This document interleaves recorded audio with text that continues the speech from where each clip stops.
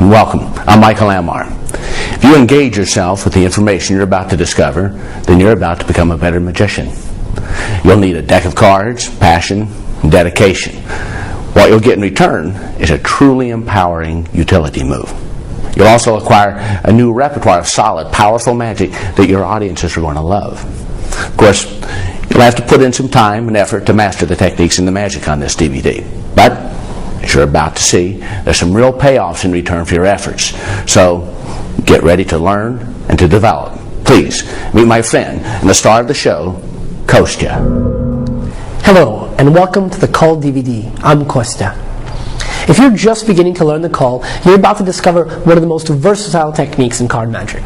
Now, if you've played with the Cull before, you know what a useful and powerful technique it is. When performed well, it is invisible. Now, whether you're entertaining your friends, fooling fellow magicians, or making a strong impression for an important client, using the Cull will allow you to perform impossible card magic in a pure and seemingly effortless way. This now is your opportunity to learn the real work behind the move. I'm excited for you, and I'm very happy to share. By practicing and learning the Cull, you're transforming your card magic and taking yourself to another level. Have fun, enjoy yourself. You are about to Cull. So the first question I have for you, how do you feel? If you're new to the Cull, you have nothing to be scared about. Right now we're going to focus on the fundamentals, the basics, how to hold the deck, which fingers go where, how to spread them, how to call one card, and we'll even talk about calling a four of a kind. Now, if you've played with the Cull before, and maybe you've put it down because you were frustrated or something didn't feel right, then this is a perfect place to start. You're going to troubleshoot. You're going to forget everything you know, start fresh, start clean, start from the beginning, and raise your knowledge up. Let's get started. What kind of a deck you use is very important. If you use a brand new deck of cards, they'll have a tendency to slip and slide all over the place. If you use an old deck, they're going to chunk up and not really spread well. So if you take a new deck of cards, break it in for a little while. Give it a couple dozen Pharaoh shuffles, riffle shuffles, work the cards until you feel they're smooth but aren't just flying all over the place. In the left hand, you're going to hold the three key elements to making the Cull look good are rhythm, speed, and timing. You'll hear me talk about these again and again as we continue, but let's begin with the rhythm. Let's focus on simply spreading the cards. Begin with the cards in your left hand, index finger in the front, pinky in the back. Place the cards into your right hand and start spreading them out. The first thing you want to do is just take a look and see how you're doing the spread. Do you have a very tight spread of the whole deck? Are you spreading quickly? Are you running through everything just very fast? Or are you taking your time, opening, closing, opening, closing, opening, and closing? This is a type of accordion-style rhythm that's key to making it look good. I first learned this from Paul Cummins when I started playing with the Cull. So begin by holding the cards and spread them out and take a look at how many cards you have in your hand.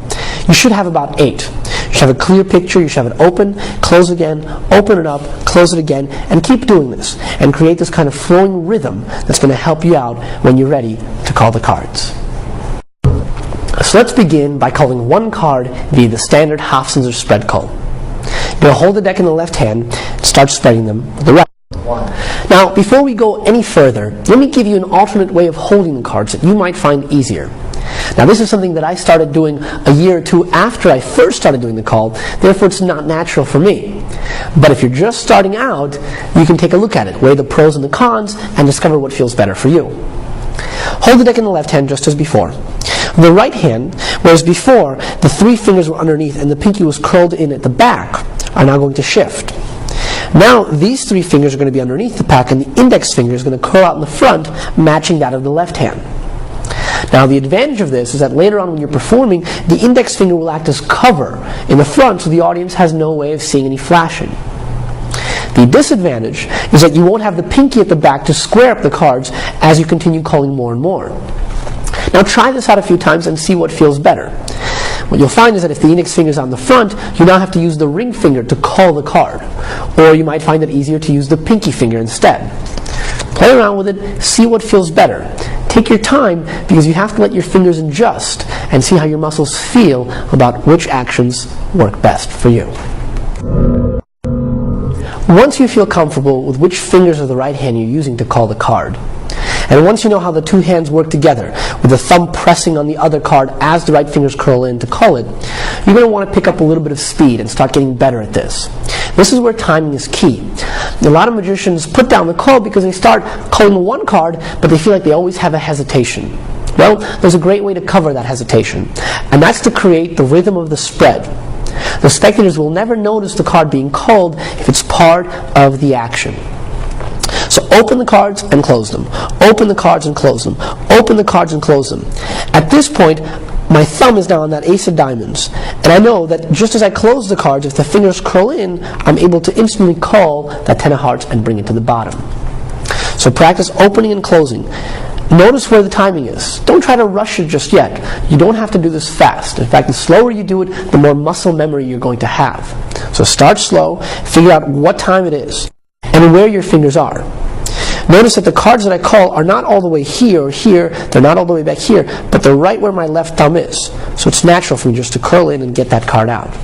Now, of course, you saw the card slide out there, but if I were to create the open and close, the open and the close, and time this right, then that card automatically culls out without the audience being any the wiser.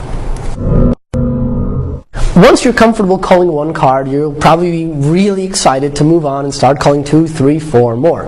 So let's look at all the details about culling 4 of a kind. Now the good news I have for you is that after the first card, things get easier and easier. It's all in the fine details. Why don't we use the 4 fours? We'll place them into different parts of the deck so you can see them as we get to them. First card you spread through, open and close, you see it, your thumb goes on the card next to it, your fingers contact from below, and the first card gets slipped out. Once the first card is free, you're going to let it rest there on the right fingertips. Let gravity do its work. You don't have to worry about squaring the card or hanging onto it. Simply let it rest. As soon as it comes out, let it sit exactly where it is, laying on the fingertips. Now continue spreading. Your left thumb is key. Your left thumb is going to continue creating this rhythm. When you see the next card you want to cull, when it's directly underneath your left thumb, is when the right fingers are going to do the important work. They're going to clamp up and press. Now notice how when you're culling one card, you want it to hold the spread in place to do the cull. You use your left thumb. Well, now you no longer need it. The right fingers and the cards that you've culled already are going to play that part. You see, once the card is here, and you spread through and notice the second card you want to cull, and the right fingers clamp, at this point all the cards above the one you want to cull are set in place.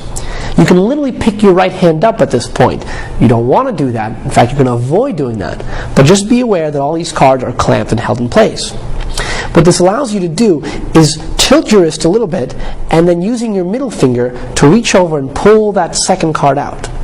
And once that card gets pulled out, as soon as the middle finger applies pressure, the index finger releases, and once it pulls in, the index finger presses. The fingers are like little feet walking along the deck to pull that card out. You'll continue spreading. When you see the next card, you'll clamp with the index finger. You'll reach out with the middle finger, and you'll pull that card in until you feel that click. Once the card is free, you'll continue spreading, open and close, clamp, reach over and pull that card out. You'll continue a little rhythm for the finish, and now you've culled all 4 cards. So let's look at this one more time. We'll do this a little faster so you can see how the cards flow. The cards will be separated pretty far out. I'll spread through, I'll get to the first one. My left thumb was used there for the moment. Now it's out of the way. I'll open and close, take that card, open and close. And notice again how the fingers alternate. Index finger, middle finger. They pull in, they get the card where I need to, and then all 4 are brought to the bottom. That's the 4 of a kind.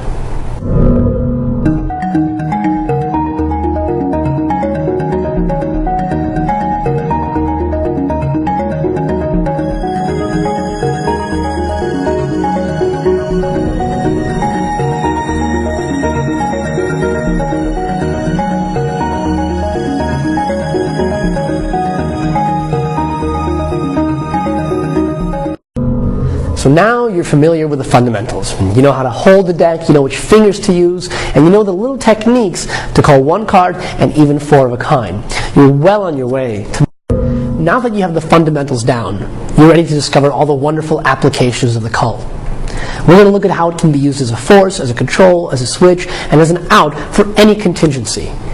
If you've put in the time and the practice to learn the fundamentals, you certainly deserve this, all the wonderful applications in your card magic. One of the basic applications of the Cull is to use it to control a selection.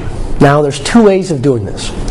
You can begin by spreading the cards and having a card selected. They'll look at the card, they'll put it back in the deck, and as your hands come together, your left thumb will have to go on the card above that one, right finger's contact from below, and call that card all the way to the bottom. But there's an easier way. Remember how when you were first learning the Cull and you were seeing how to call 4 of a kind, after you called that first card, it became easier because you didn't have that hesitation and you didn't need to use the left thumb? Well, that's what you're going to do now. You're going to call an indifferent card first. So begin by spreading and calling out any card you like face down. Now I have a card touched. They can look at it, they can replace it, or you can just keep it there. And as the hands come together, your fingers instantly contact that card from below and bring it to the bottom. There's no hesitation.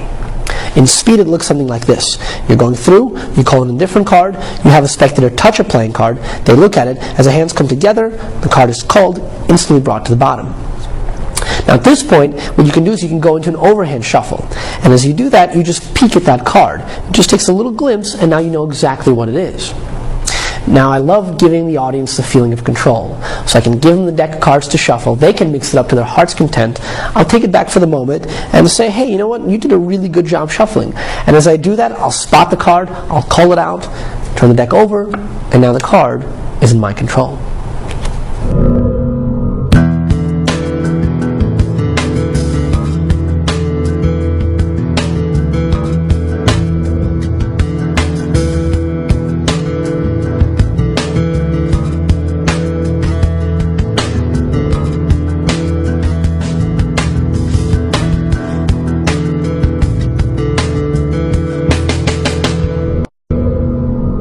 One of the simplest ways to use the Cull is as a key card placement. When you're having a card selected, you're going to call a key card, and I'll tell you how to find out what it is in a moment. You're going to call it underneath the spread, you're going to have a card touched. And now you have the choice. You can either close up the deck and now your key card is above the selection, or you can just clamp and the card goes underneath there. It really just depends what you need it for. You know, with some effects you want to have a very hands-off feeling. This allows you to do that. Now, how do you know what the card is? Well, if you were to spread the cards face up, you can take a look and notice, let's say, the 5th card in the spread. So now when you turn the cards face down, you'll call out that card. So when the card is selected, now you can place that right back in and you know where it is. Another way, it's a little more difficult, but a lot more useful. You're going to call the bottom card. So the card is the 7 of spades. Now in order to call that card, your fingers are going to have to contact it from below. If you pull it out just like this, there's a couple of different places where you're liable to flash the card. Sometimes the card will go forward, sometimes it'll go back. Other times, it'll flash because the space between the deck and the card is so big. So here are the tips to avoid that. You want to create a bevel in the deck. Not just of the top cards, but you want to start spreading the deck from the very bottom. What this allows to do is that bottom card to slide against that bevel, preventing it from flashing. So when you spread the cards, your fingers contact that card from below, and now they just press upwards, applying that pressure, and the card will slide. Now you can spread the cards out, turn your head away, have them look at the card, replace it. Everything is very, very fair, and yet you know exactly where their card is.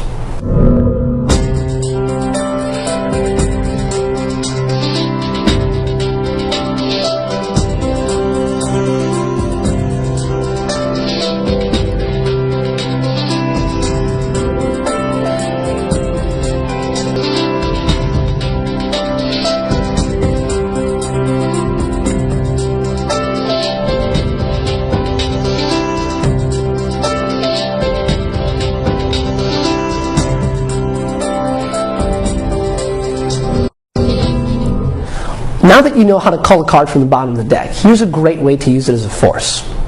You're going to begin by spreading the cards. You've already peeked at the bottom card, so you know what it is. As you spread, you're going to call that card out, and you're going to ask a spectator to touch a card. Now when they touch that card, you want to make sure you don't square these cards up all the way, but that you don't have a giant spread and their card is all the way out here. You want the card to be, I don't know, 2nd, 3rd, 4th, sticking out from here. What you're going to do is you're going to bring your right hand up for them to look at the card. But as you do so, you're going to turn your hand like this.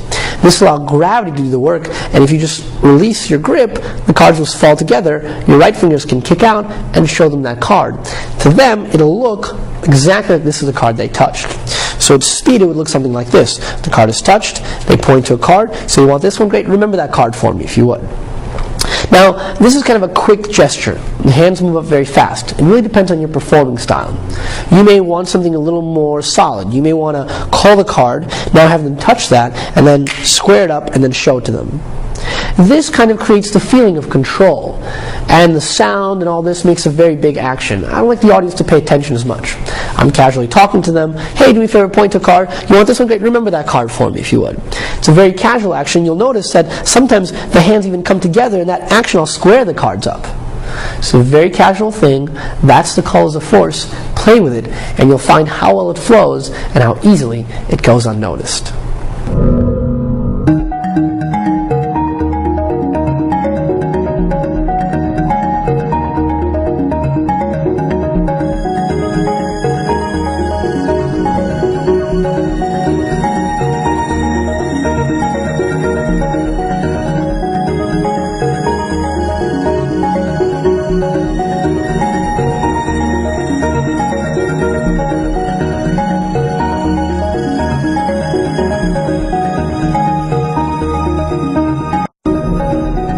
Here's another great little devious control. In fact, it's a convincing control. You're going to take and you're going to call in a different card as you spread through the cards, and you're going to have a card selected. Now, as the person is looking at their card, or simply as you're raising your left hand to show them what that card is, your right fingers are going to push that card out just a little bit. When you take back the selection, you're going to take it in the right hand, and you're going to show it to this side of the audience. Now, you want it to look very, very fair. You don't want them to see that you have another card here. So when you place this, just make sure you practice in the mirror so it looks right. Now, your right hand is going to come down. As it does so, your fingers are going to curl in. So notice what happens. This is what you want it to look. It looks here to here. Haven't done anything yet, but now you're here, and then when you come down here, to the spectators, it still looks identical. But now the card is called, and you can bring that all the way to the bottom. So at speed, it looks something like this. A different card is called, the person looks at their card, now you show it to this side of the audience, and now when you bring the hands together, you've controlled that card to the bottom.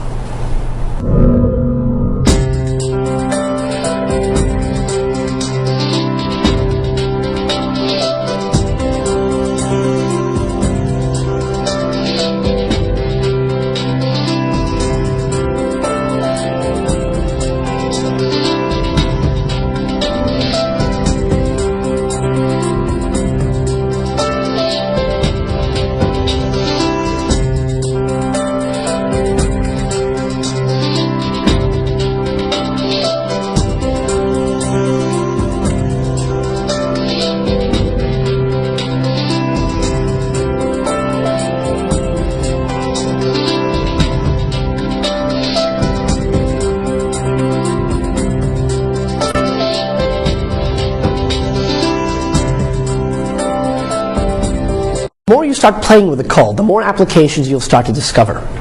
When I was hanging out with Lee Asher, he was showing me his ideas on reverse spreading the cards. And I thought, hey, this is a perfect way to apply this with the cull. What's going to happen is you're going to spread through the cards until you see the card you want to cull. Let's say it's a 6. Whether it's one card or just the first card out of 4 of a kind, doesn't matter. At this point, you're going to separate the cards. You're going to close your hands. In fact, this is a great way if you have the audience looking at the cards face up. If you spread them fast, you're usually the first one to notice what card you need. So now at this point, you can just close the cards, and now you know that the card you need to call is all the way in the bottom.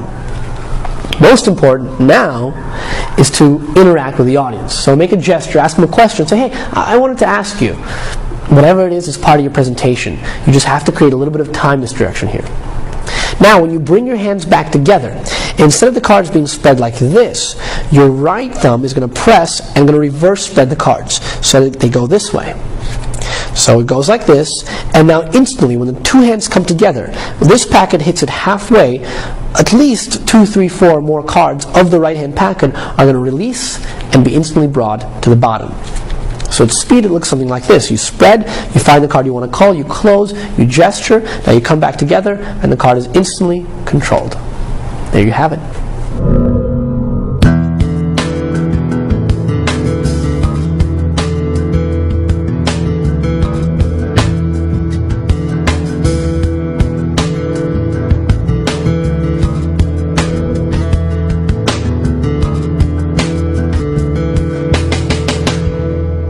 Another application of the Cull is to use it when you have a marked deck. This is just evil. Because what you're going to have is you're going to have all the cards in your control. Now, the Boris Wild marked deck is great because instead of being marked in the center, the cards are all marked on the left side. So now, as long as the left thumb doesn't cover the markings, you can go through here and you can call out all the cards you need, whether it's one suit, whether it's 4 specific cards, or, and this is an idea that got Simon Aronson really excited, if you have a memorized deck, then you can take the cards, separate them in half, give them a little shuffle. You ask the spectator to give it one full riffle shuffle. And now when you take it back, because you know the first 26 cards of your stack, all you do is you go through here and you just take them out. Now, of course, you do this under the guise of having a couple cards selected or touched, or while you're talking casually to the person. But the beautiful thing is that you can go through here and you can call out every card that you need with just the marked deck, and no one will be the wiser. Now, later on, you'll learn how to separate the red and the black cards. So once you feel comfortable with the whole deck, you can take a little pin and scratch a little white mark here designating every red card. So now, you can have the cards face down, have a card selected, and while the cards are face down, you can instantly have it separated into reds and blacks. It's pretty powerful, pretty solid, pretty devious. So get yourself a marked deck and play around. One of the best ways, and my favorite ways to use the Cull, is as an out. You see, when I play around, when I'm doing card magic, I really listen to the audience and I try to look for any contingencies, any challenges, any comments that will come my way. So for example, if a spectator picks a card and I'll find it, right, I'll shoot it out, hey, there it is, your 7 of hearts, and some guys, you know, he's being a wise guy, they're going to go, no, my card was the ace of spades. At that moment in time, I can look at the cards and in a second have that ace of spades controlled. Now I can force it on them, I can pull it out of my pocket and say, no, it couldn't have been, I got the ace of spades in my pocket. Whatever it is you want to do, the Cull gives you the freedom and the power to get away with it. Now, the most important part about it is when you call that card out. Let's say they just named a card, just like in this situation. The spectator goes, I didn't pick that card, I picked the ace of spades. You spread the cards in front of you, and you go, really, the ace of spades? And you look for it. Now here I have it right before me, so this is great. When you spread out, you see it right away, just be happy. If not, you'll continue spreading until you find it. You go, no, wait, that's impossible. The cards are faces towards you. So let's say the ace is right about here. Once you see that card that you need to call, your left thumb is going to go on the card above it, just as before for the one card, the hostels or spread call. And you're going to call it, but you're going to do it as your hands come down. Because what you want to do is you want to catch them right at that level, right where their eyes are. So the cards are here. As you get to their eye level, you perform the call, and you go, no, you know what, that's impossible. Now they can see the cards if they want to. I don't even have an ace of spades. In fact, that's actually the card that's in my pocket. Whatever it is you want to do, you've got that power. Just make sure you do it at the right exact moment. Practice this in front of a mirror so you catch the right eye level. And be aware of who's standing and who's sitting. Because if you're at a restaurant, you know where everyone's eye level is at. It's very easy to get away with it. But if people are at different angles, you have to know which ones are not going to see it and which ones are, so they have to be verbally misdirected. Be aware of the situation, do the call at the exact moment, and you have an out for every contingency.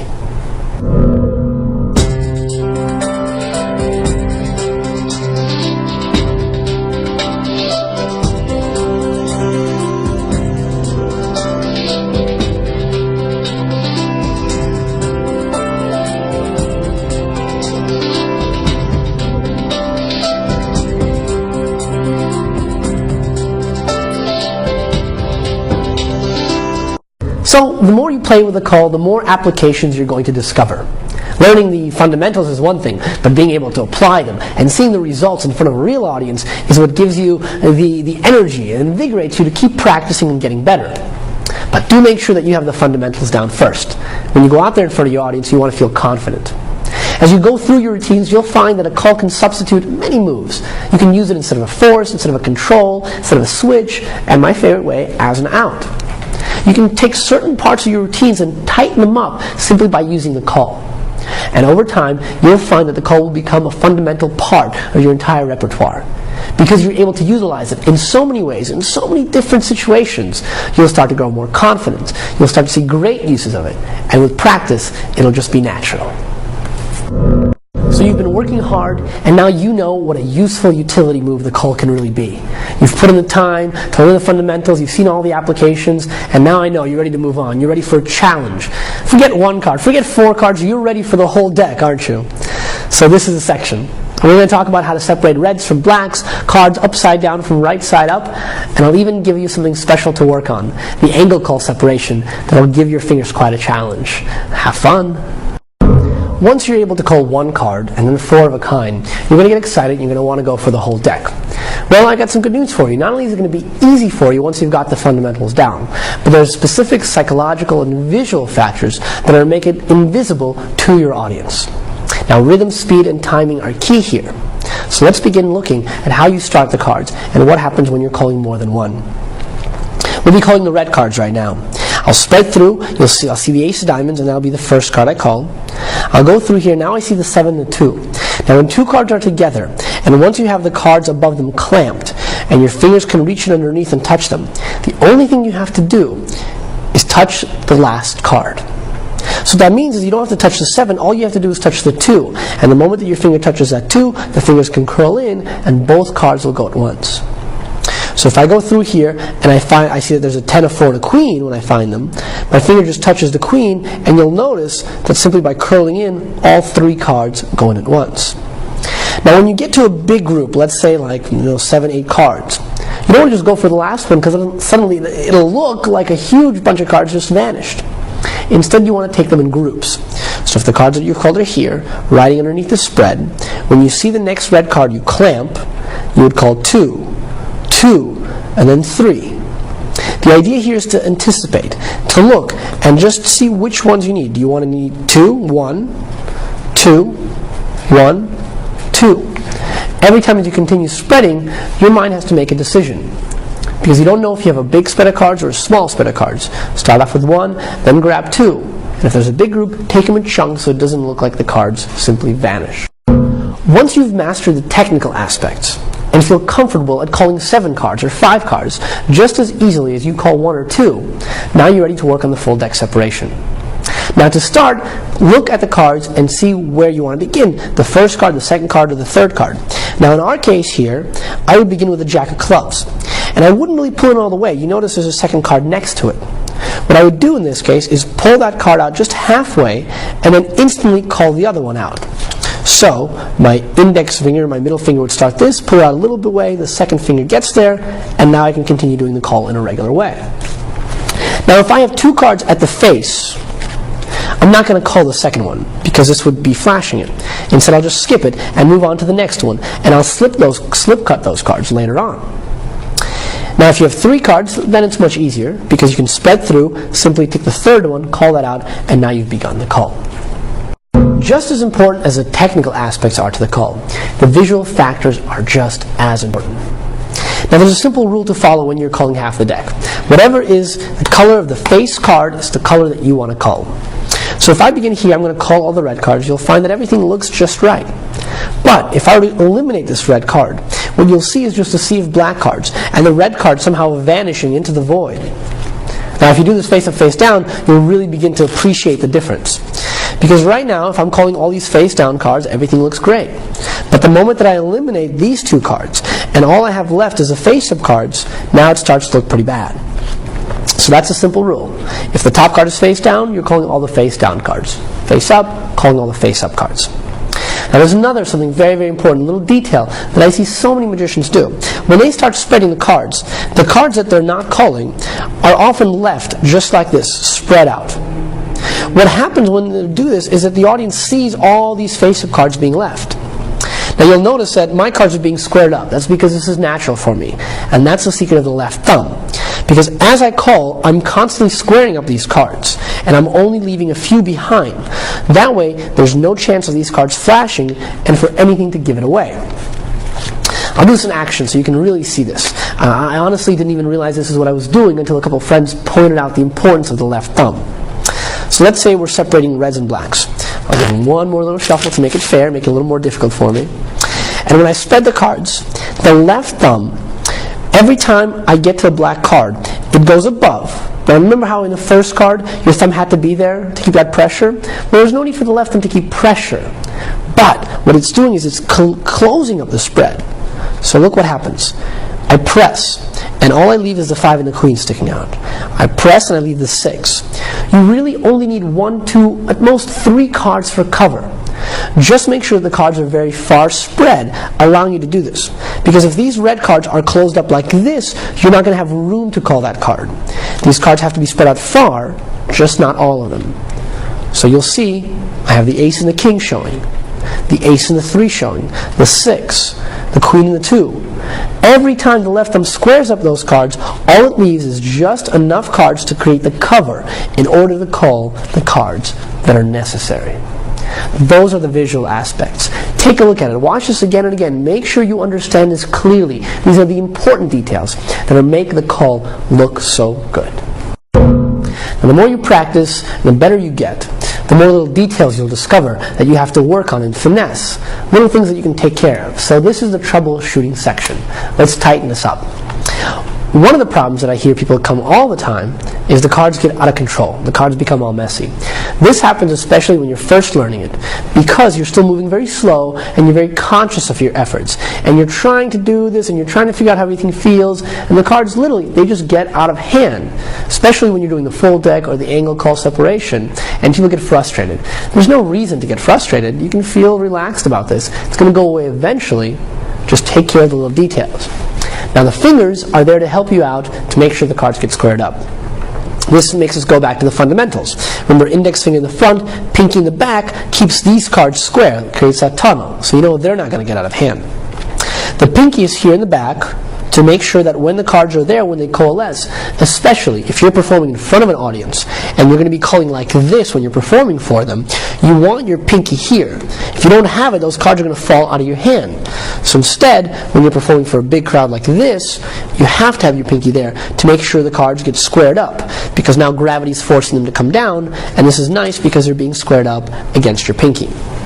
Now, another important element is when you have these cards called, the ones you're calling, they start to get out of hand. So if you're doing this and you're being very, very messy, then you're going to start losing them. To prevent this, here's what you do. Curl your left fingers in, and if you feel like a big block of cards is about to get all messed up, you can square them up against the backs of the left-hand fingers. So it's very useful. You have these cards are riding underneath the spread. If you're afraid you're going to lose them, you can just butt them against these fingers. Now they're squared up. If your index finger is in the front, and you're calling with your pinky and the ring fingers like this all the time, then you can simply let the cards fall down. Because you're performing in front of your audience this way, you're forcing them to look down. Now the gravity will bring the cards down that way, and that's the best way you can have them squared up. Either way you do it, just be aware, if the cards are getting out of control, there's a really good reason for it. So slow down and take a look which way they're falling, why they're falling, and then you can discover exactly what you can do to prevent it.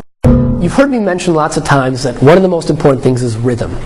So what happens when your rhythm breaks? See, I've seen a lot of magicians, they're going through and they're calling along, and suddenly something happens, and you see they just lose their whole body. Another problem that can often occur is that as you're calling the cards, you'll lose the spread. The spread will close up. Again, this happens when you're first learning it, and the reason it happens is because your spread is not wide enough. So if you're calling the cards, but you have your hands very close together, then what's going to happen after a little while is that these cards are going to be tough to call, and these cards are going to square up, and you're going to lose this. Now, the way to prevent this is to make that spread a lot bigger, to make it smoother. If you spread out 4, 5, 6 cards in a wide fashion, then you're not going to worry about losing that spread. But hey, once in a while it happens, and there's a great way to get out of it. So let's say I'm calling along, and I've got a nice stack of cards here, got about 4, 5, 6, 10 cards, red cards here, and at this point something happens and I suddenly break. These cards are now squared up. All you have to do is with your right pinky, pull down anywhere above the cards you've already called. So if you know that half of these cards are red and half of them are black, then all you have to do, and you want to overestimate, not underestimate, but you just pull down, and you can pull down 2 or 3 cards. And now you just take these cards and you simply push them in there. Now in this case, if I have a red card, what I'd probably do is I'd drop this card off here on top and I'd continue spreading. Or, if I stopped here and this was a red card, I'd bring my hands together, I take this red card, get rid of it, pause, then do the pinky pull down, spread these cards, and now the black cards go in where they need to go, and the red cards are continuing to be called. Remember that each card is consecutively brought to the bottom.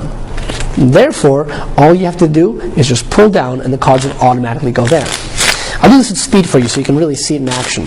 Let's say the cards are mixed. It doesn't even matter which cards I'm calling. I'm just going to call a bunch of them.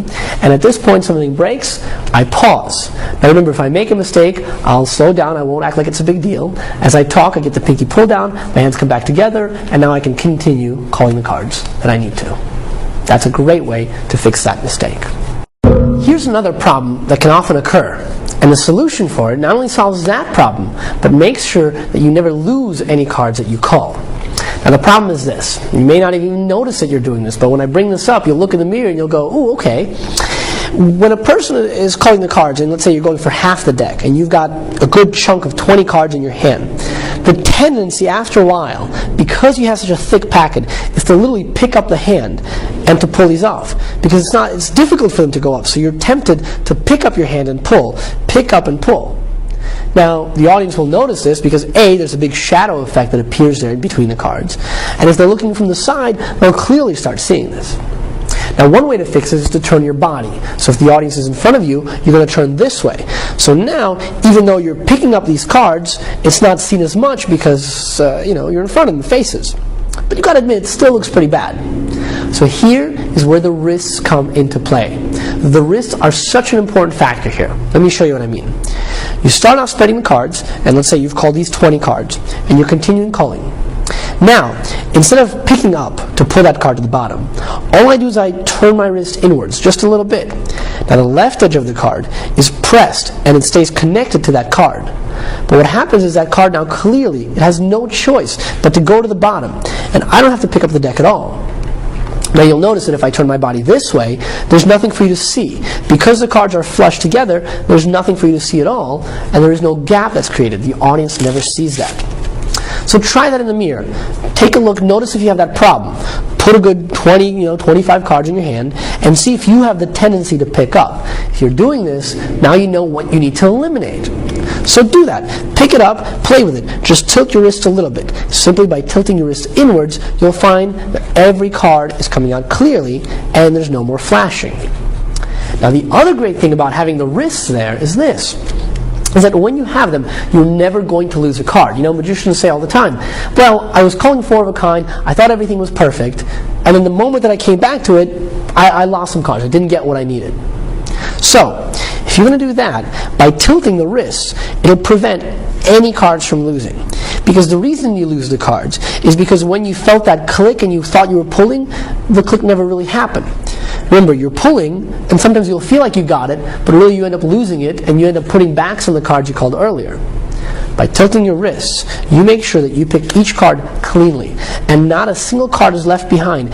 Every card that you need is going to be called out of there without a single problem. That's the power of the wrists. Take a look in the mirror, and you'll see for yourself.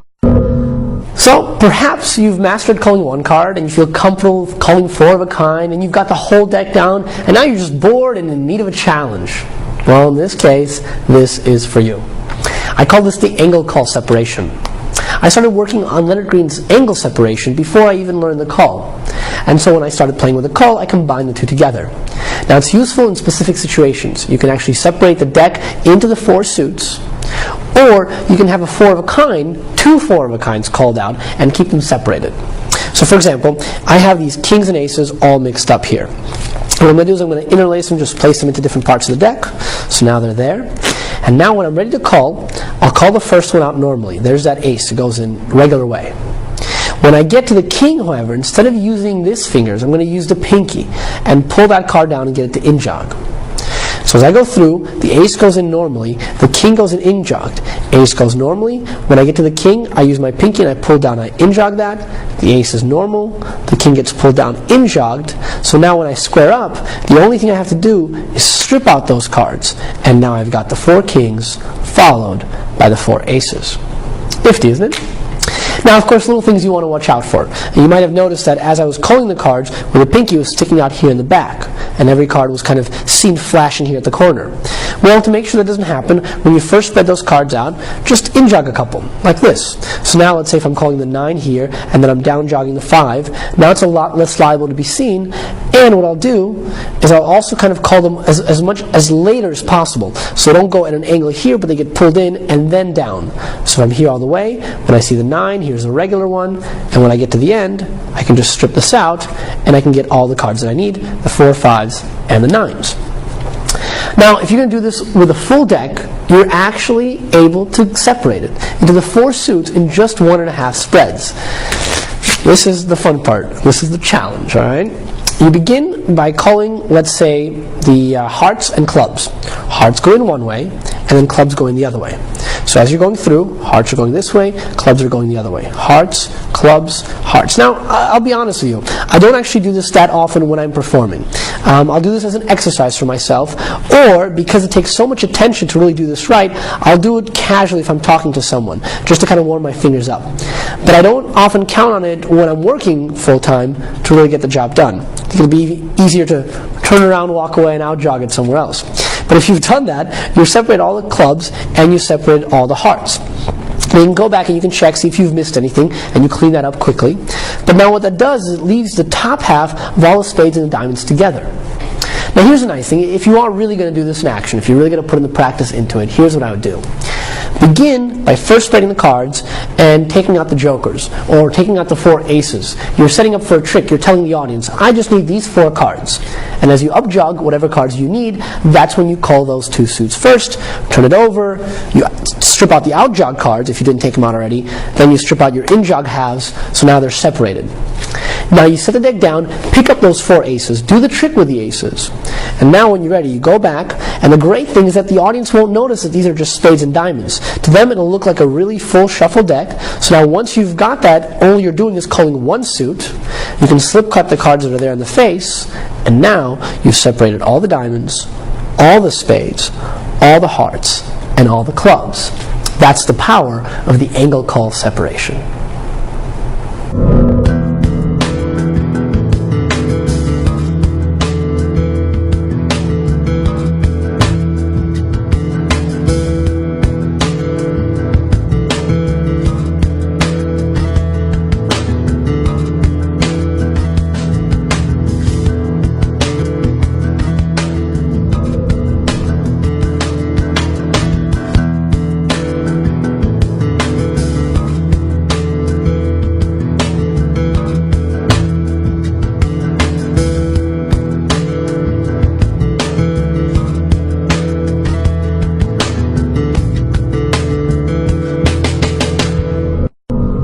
Well, there you have it. That's a lot of stuff. I mean, a lot of stuff for you to work on. You've got technique, you've got visual aspects, psychological aspects, you got the weird angle call separation that'll break your fingers for a while, you got the full deck stuff to work on. You have a lot to play with. I know you're going to enjoy it. All really matters is how much time, how much practice, how much play that you put into it. Remember that learning goes in stages. So if something isn't going perfectly right, just take your time, take a break from it. Walk away from the cards. Come back a week later, come back a couple weeks later. Pick it up again, you'll find that you've become better and better each and every time. It might take you a month, might take you a year, maybe just a couple days to transform your ability to work with a cull. It just depends on you and how much you enjoy doing this. Have fun with it. And now that you have all these skills, and you have all this stuff, you're ready to move on to the good stuff. You're ready to see the magic.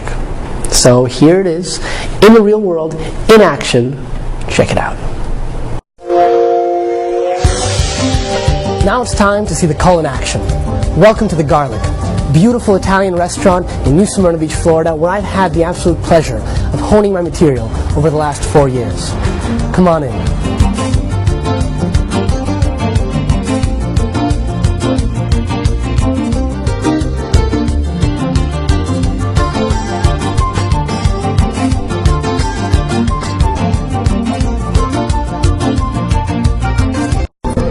So how are you guys doing today?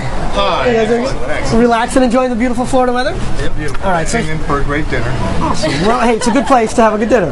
Now, I want to try something. You know, I've been here about 4 years. I hang around here to meet a lot of interesting people. One time, I had a really crazy guy. He did, this is so weird. I asked him to shuffle the cards, and I turned around for a second. He literally took half the cards, and he turned half of them face up, half face down, and then he shuffled them into each other, just like that. Okay? Again, something you would normally do, but he literally went crazy. And so when I turned around, he was throwing the cards, kind of playing like 52 card pickup. Would you like to reach in there, turn more cards face up, less cards face down, do whatever you like, do whatever you feel like? Absolutely, we'll get in there. Perfect, perfect. Thank you so much. So now, thank you. Now here's the idea. I think this is the hardest part of the show right here, is actually just getting the cards together. Okay, perfect. So this is kind of a little strange because the card trick goes backwards, right? First the cards are shuffled, and then as I go through here, I'm going to ask you to reach in and take out a card from you. It could be face up or face down. Doesn't matter. You can grab one out. It's okay. It's up to you. Whatever you like. Perfect. And would you mind also, Jeff, please reach in and grab a card face up, face down. Perfect. Now show it to the camera. We'll make sure that we can see it. We have a king of clubs, and what's the other card we have there? Two diamonds. Two diamonds, perfect. Spades. Two spades. Perfect, perfect. Good, good, good. So here's the idea. We have the cards. Do you want to put the card back in face up or face down? It's up to you. What would you like? Down. Face down. Okay, so we'll slide it in there, somewhere in there. There goes the king of clubs goes face down. And you want the other way. Okay, perfect, perfect. So we'll slide it in there. Perfect. Now, I know it's a big mess, but don't worry about the mess. All I want you guys to remember is that two spades and that king of clubs. Okay, and we'll square it up all the way, just like this. Okay. Now, can I ask you to place your hand out for me if you would like this? And hang on tight. At home, do you ever take oil and water? You ever mix them together? Yeah. What happens? When they separate? Exactly. This has a point. The reason I bring it up is if you let them sit there for a little while, right? See, they start to separate. And see, even though we're in crazy, look, every card is face up except for one, actually except for two cards. And hopefully, lucky for me, it's that two spades and that king of clubs. Perfect. Thank you guys so much. Appreciate that. It's a start, right? We're warming up, I want to try this for you guys. I'd like to begin by having the cards shuffled up. If you wouldn't mind, give them a nice little mix so we make sure the cards are not in any particular order. Everything is very, very fair. Perfect. And then, if you wouldn't mind, I'm going to ask you to, well, you can name a playing card. Come on over, Oh, we have more people? You want to come on in? We can do this. Let's get more people the merrier, right? Absolutely. Come on in, come on over here. Grab a chair. Get What's going on here? Absolutely. Grab a chair. You can turn around. Perfect. You get a chance to see it. In fact, here, we've had a deck card shuffled. Let me stay out of the way here, though. No, we want you to come in. You're going to get to help us out. Uh-oh. Your name? Clyde. Clyde. Here's the simple idea. He just shuffled the cards. I'm going to ask you to name any card you There like. are much smarter men here than me. Well, but no, it has nothing to do with smart. It has nothing to do with smart. It's about imagination and fun and creativity. So you get to name whatever card you like. Let's see. Queen of Hearts. Queen of Hearts. Very good. Is there any particular reason why you named that Queen of Hearts? It sounded a little more poetic than Sounds- the Ace of Spades. I like it, not a problem. So here we have that Queen of Hearts right there. Would you mind taking it out for me if you would? Right now you know where it is in the deck, but we're going to try something different. I'm going to have you place it back in the deck, and you get to place it back in wherever you like. So you can slide it in anywhere you like. down? Absolutely. Actually, Yeah. face up. So you Get go it right face up for me. Oh, face up? Face up, exactly. So, Perfect. easy to see that one. Well, you know what it is? I'll even leave it so we see it there the whole time. Because here's what I want you to realize what happened. You shuffle the cards, right? Correct. You named any card you wanted to, right? You put it back in the deck. All we have to do is get that Queen of Hearts to help us out. If we just square them up, just like this, and you wait. The Queen of Hearts calls its friends. There's the Queen of Spades, Queen of Clubs, and that Queen of Diamonds. Thank you. Perfect. So that's a start. That's exactly. I don't even want to know how you did that. You know what? Good. That is exactly the edit. Absolutely. Magic. It's magic. It's got to be. I love it. I love it. So let's try one more little thing. I'll tell you what. The cards are mixed up, and I'm going to ask you, would you mind? Could you just grab any card you like? You can take it out. Now, I won't look. You get to show it around to everyone. I won't see it. Make sure you guys got it. Is that good? Is that fair? Can I turn it around? Mm-hmm. You get to drop it back in for me if you wouldn't mind. And who here can shuffle the cards? Who can give them like a? Would you mind? Give them like a little mix. Any kind of shuffle you like. Give them a nice little mix. I know he's more of a card player than I am. Player, doesn't he? Perfect. Just like this. That's excellent. One more. Yeah, it's perfect. Now, I'll share with you guys a little secret, actually, how this is going to happen. You touched one card and one card only, right? Which hand did you use to touch the card? Now, can I see the hand real quick? Just all I have to do is get... Perfect. That's all I need. It's just the fingerprints. Because you touched one card, he's been shuffling the rest of the deck. All I have to do is find the one card with your fingerprint, and I'll be able to get to your card. Now, don't say anything. When I see it, I'm going to try to stop it. Okay, so don't shout it out. Keep a poker face. But the moment that I see it, I should be able to stop it. And I think I've narrowed it down. I'm feeling pretty confident. I've been able to narrow it down to about 26 cards. You're not that impressed, are you? You're not that impressed. Okay. When you shuffle, did you shuffle them like this? You give an overhand shuffle, or did you give? Oh, you gave the whole thing. You gave like the fair. Okay, you gave it a riffle shuffle with a bridge. That kind of smears the ink sometimes. It makes it a little harder for me. I'll try it anyways. I'll tell you what I do. I'm gonna unshuffle the cards.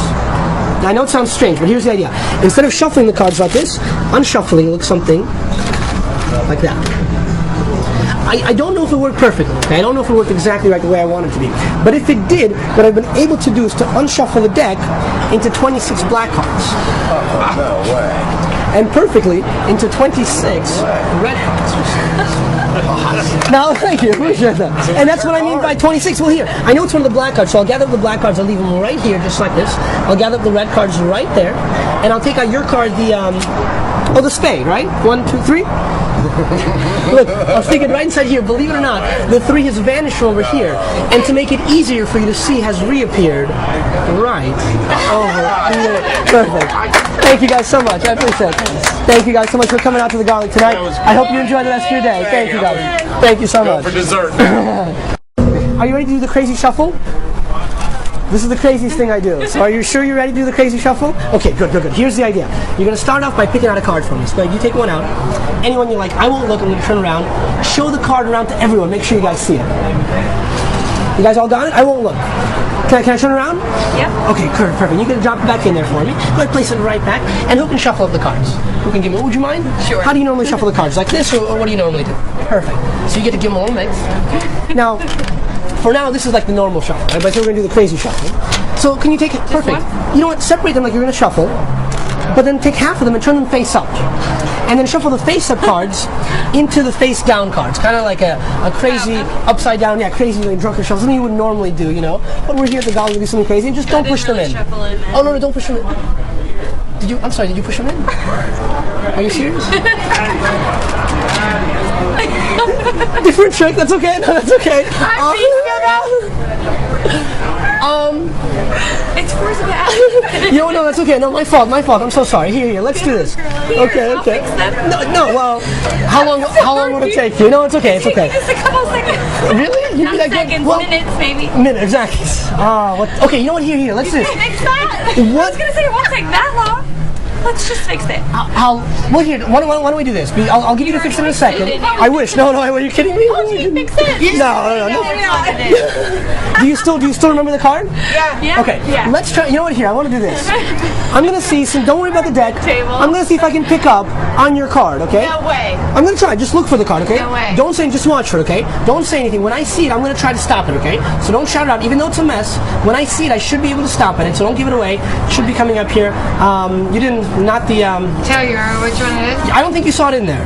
You didn't Yes, see I it. did. Yeah, we did. You really saw it face up? Okay. Is that really working out for you? This is tough. You know what? Here. Okay. See, never worry. Look. Here, Here. redo. Here. Oh, we're the retard table. I think we got it. No, I think we got it. You know what? Yeah. You see that? What? Wow. Can you still tell us what cards are? Oh wait, I missed one. It's probably wow. That's that okay? impressive. Oh, I'm so glad. Thank you guys so much. You guys are great. Thank you. I appreciate it. It's nice to have you guys here. Are you ready to see a little magic? Yeah, absolutely. Beautiful. What is your name, sir? Robert, so good to see you. And you are? Carol and? Darren. Thank you guys for coming out here tonight. Robert, you're going to help me out. I'm going to ask you to shuffle up those cards. You want to make sure I play fair. I call myself an honest cheat. I want you guys to know that I'm cheating, but I do it in the most fair possible way. So that way the cards start off shuffled. And Carol, if you wouldn't mind, 52 cards in the deck. You can name any card you like. What would you like? 7 of spades. So it's a pretty good card. Is that like a lucky card for you, or what is that? Just for fun. Good. I like it. Perfect. So here we have. How far down would you say the 7 of spades is right now in the deck? About a quarter of the way, right? A quarter, yeah. Okay. I'm going to have you take it out for me if you would. Okay. And this way you're going to replace it, right? In fact, you actually give it to Rob for a second for me if you would. And Rob, you're going to help me out. I'm going to have you slide that 7 in the deck anywhere you like. You get to place it in face up. Exactly. Slide it in wherever you like. Perfect. Now think about what's happened, right? You shuffle the cards. You name any card you wanted to. You put it wherever you wanted to. All we do is we push the 7 of spades in all the way and we wait. And it calls its friends. Check it out. 7 of clubs, spades, diamonds, and the 7 of hearts. Perfect. Good. Thank you, guys.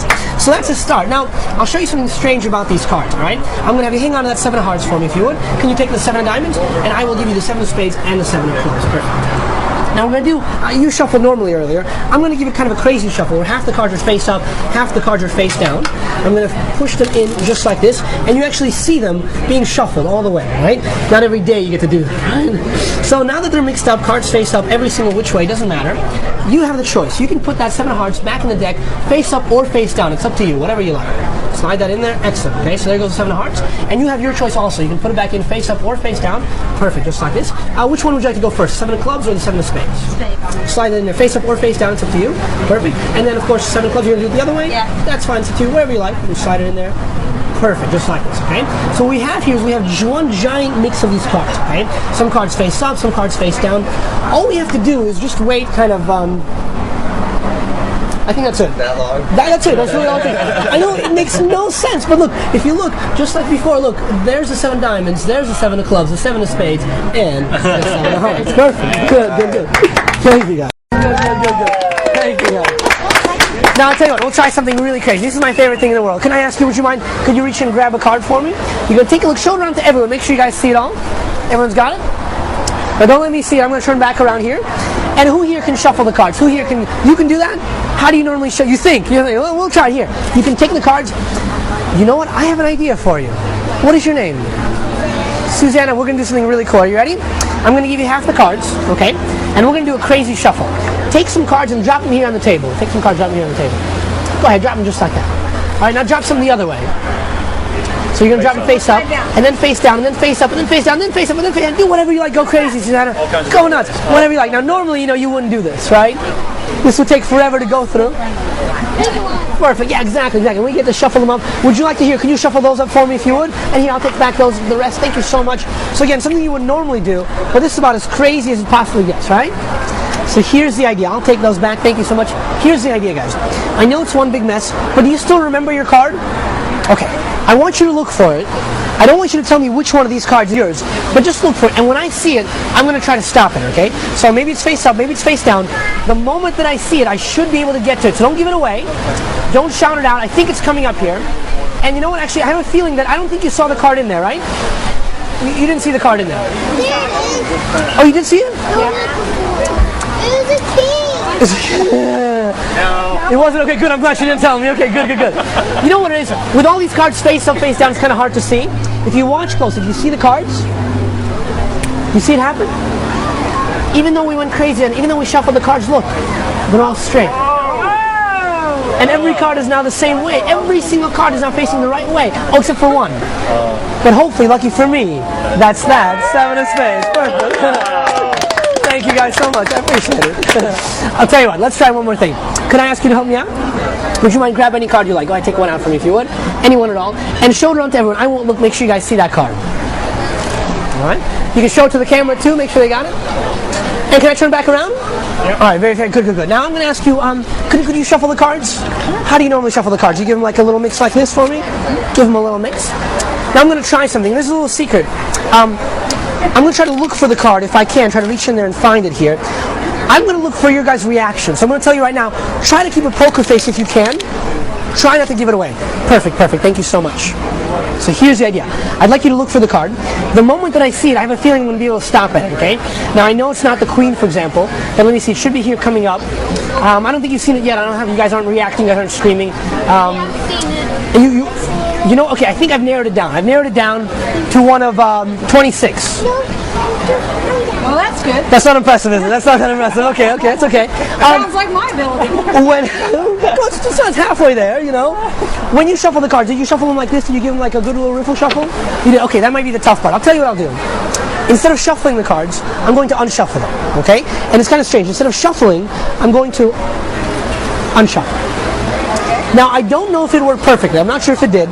But if it did, what I've been able to do is to unshuffle the deck perfectly into 26 red cards.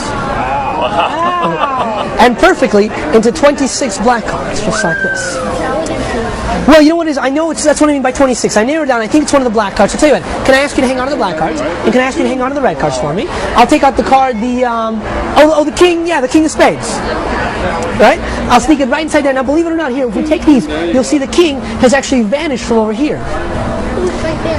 And to make it easier, well, no, that's the king of clubs. To make it easier for you to see, look, right over here, check it out. Right there, the king of spades. Perfect. Thank you guys so much. You guys are good. Thank you. Now, I want to show you something crazy. You know what, I do a lot of performing, and here the other night, there's one guy who did something really crazy. He asked if he could shuffle the cards. I turn around, he's like, turn around, I want you to see how I shuffle. I figured, okay, I'll let him be fair. And this is literally what he did. He took half the cards face up and half the cards face down, and then he actually shuffled them together, just like this, okay? Now I want you guys to see this. It's not an illusion, right? The cards are really, really being mixed, right? That's pretty fair, right? Now, with this kind of mix, I wasn't aware of this. Now I turn around, and now he's like, all right, buddy, do a card trick for me, right? Crazy guy. So, this is something I'm going to try to do, see if I can do this for you. We won't worry about the mess here. All I'm going to ask you to do is, as I go through here, okay, you can point to a card face up or face down, it doesn't matter. Which one looks good to you? It can be face up or face down, what do you prefer? Oh, I'm sorry, did I pass it? All right, take it out for me. Which one was it? Oh, the ace, perfect. Okay, good. So now we have one card. Do you like cards more that are face up or face down? What do you prefer? Face down. Okay, go ahead, you can take one out face up or face down. Yeah, go ahead, grab one out for me. And then show it to us, show it to the camera to make sure we can see it, right? Well, that's a good one. Hey, that's perfect. Ace of diamonds, ace of spades. Now, do you want to put the ace of spades back in face up or face down? Keep it face down. Face down, okay, very good. So yeah, let's slide that in there. Perfect, okay, so we see it go in there. Do you want the other way, or how do you want to do it? Okay, perfect. So let's slide that in there, make it more difficult for me. Somewhere in there. Now, let's do this. Here, look. Forget about the mess. Forget about all these other cards. Just remember ace of diamonds and ace of spades, okay? That's pretty fair, yes? Now, let's try this. Can I borrow your hand from me if you would? Like this, palm up, just like this. Perfect. Hang on to that. At home, do you ever take oil and water? Do you ever mix it together? Never? Not for fun, I understand. But next time you try it, you know what happens, right? If you don't sit there, they start to separate. And the reason, you know where I'm going. The reason I bring this up is if you let the cards sit there, see? They start to separate, see? And there's only one card out of all those, see? Every card facing the right way, except for two. And hopefully, lucky for me, that ace of diamonds and that ace of spades. Thank you, guys. Awesome. So that's a start, we got it going. Here's the idea. Salim, I'm going to ask you if you wouldn't mind, shuffle up those cards a little bit, give them a nice mix, so we know the cards are in no particular order whatsoever. The cards are fairly mixed. Perfect, very fair. Is he a poker player? Is he a little bit? Okay. Alright, awesome. That's very fair. Now, the cards are shuffled. I'm not going to change, I'm not going to move anything around. I'm going to keep them the way they are. But you're going to name any card you like. What card would you like? Queen of Hearts. Queen of Hearts, a pretty good one. That's Queen of Hearts. So, why was there a particular reason you named the Queen of Hearts? No, okay. How far down would you say the Queen of Hearts is in the deck right now? Which is the top? About half, almost halfway. Okay. Would you mind to take that Queen of Hearts from me, if you would? Okay. And you're gonna put it back in the deck, okay? But we're gonna do it in a different way. I'm gonna slide these cards down. You can place it back in any way you like, but place it face up for me, if you would. Just like it's perfect. Now let's think about what has happened, okay? You shuffle the cards, right? We didn't change anything around. You named any card you wanted to, named the Queen of Hearts. All we do is we push the Queen of Hearts all the way in, and look, it calls the other ones. And just like this, look. There's the Queen of Spades. There's that Queen of Diamonds and the Queen of Hearts, and finally that Queen of Clubs. That's perfect. Good. Thank you guys. Awesome. Now, I want to do something interesting, because now that we're getting to know each other, I think we can try this. It's a little more psychological in nature, okay? Here's the idea. You've been shuffling the cards. Did you shuffle the cards earlier too? Oh, you haven't? Okay, good. Then in that case, point to a card for me, if you would. Point to one card. Anyone you like. Take it out all the way. Make sure you guys see it again. Show it to the camera too. And I'm going to turn back around.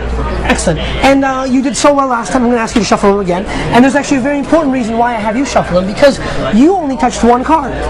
Which hand did you use to touch the card? Oh, right there. Perfect right there. No, see it. That's all I need.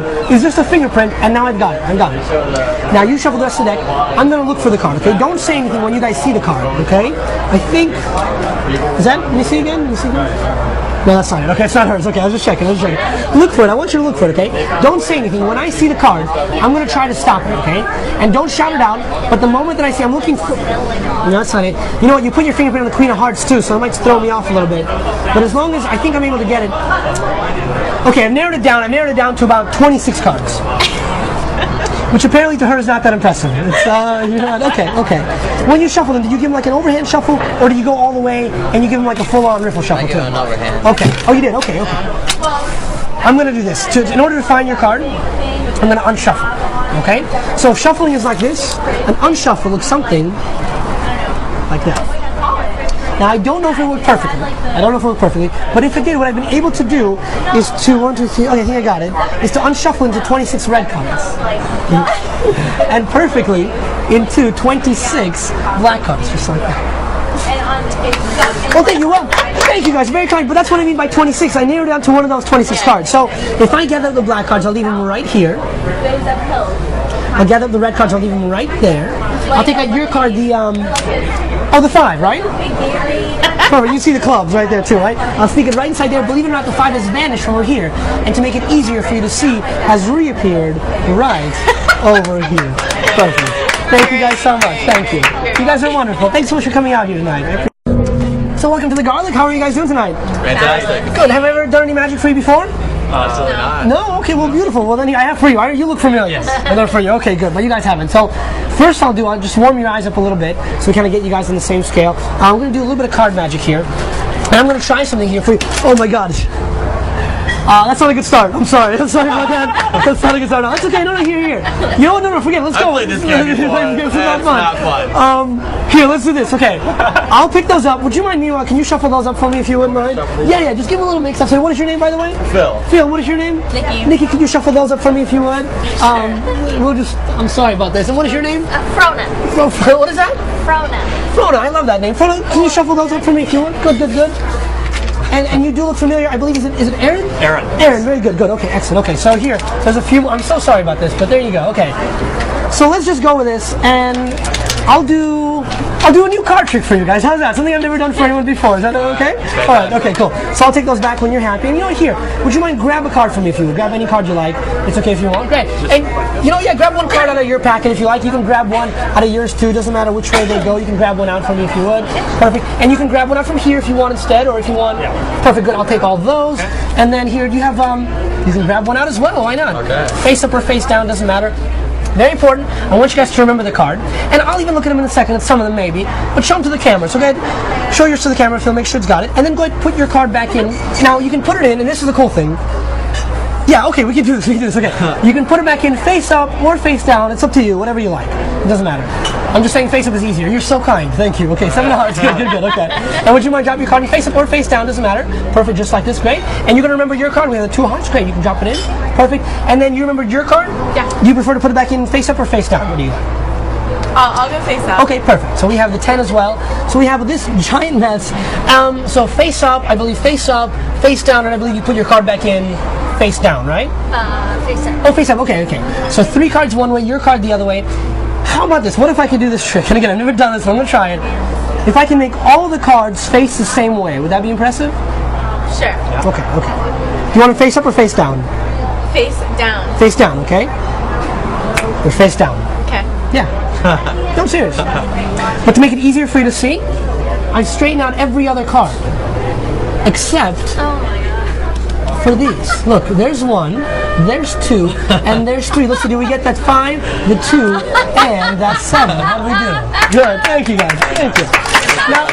Now, whose card were we missing? Mine. Your card was missing, right? Yeah. I believe, I don't even remember, what was the suit of your card? What was the suit of your card? Club. A club, okay? I'm going to try this. What I want you to do is I want you to reach in there and point to any card you like. Just go ahead and reach in. Point? Yeah, point to one. Anyone you like. Absolutely. I'll go I very want slow. that one. Which one? This one right here? No, that one right there. This one, are you sure? Yeah. And what was the card again? The 10 of Club. clubs? Good. Perfect. Good. Excellent. All right. Beautiful. Good. So that's a good start.